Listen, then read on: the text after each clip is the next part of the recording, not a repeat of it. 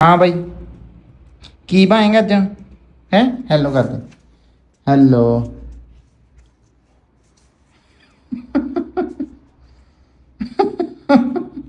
आ दे ओए हेलो कर दे hello hello hello मुगी मुगी मेरी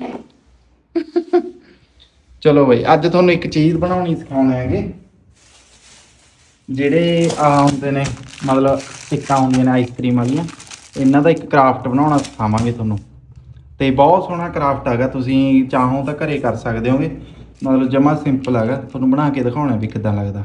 चलो आजो करदे हैं शुरू। अज ना जो मैं क्राफ्ट थोनू सिखाउण लग्या वो बहुत ही आसान क्राफ्ट आ कोई भी घरे ईजीली एन प्रॉपर तरीके नाल कर सकदा जिवें मैं थोनू दिखाउण लग्या हाँ। तो सब तो पहले आपां नूं चाहीदा एक बाउल तुसीं छोटा भी लै सकदे हो जिहदे च आपां खाना खाने हैगे। तो ये मैं एग बॉयलर का उपरला हिस्सा लिया बाउल ये वाला लिया मैनू मैं सोचा भी थोड़ा वड्डा बनाया जाए जो चीज़ बनाने लगे आप। तो दूजे तो अपन चाहिए आह ग्लू गन ठीक है हॉट ग्लू गन ये हो गई। तो ये जगह तुम फैविक्विक भी यूज़ कर सकते हो आह वाली। तो अपन चाहिए आइसक्रीम स्टिक्कां जिवें मैं तुहानूं पहलां दस्सिया सी वो चीज़ है। तो आओ तुहानूं सिखाउने आसान जिहा एक क्राफ्ट सोहना तो एन मज़ेदार आओ बनाइए फिर।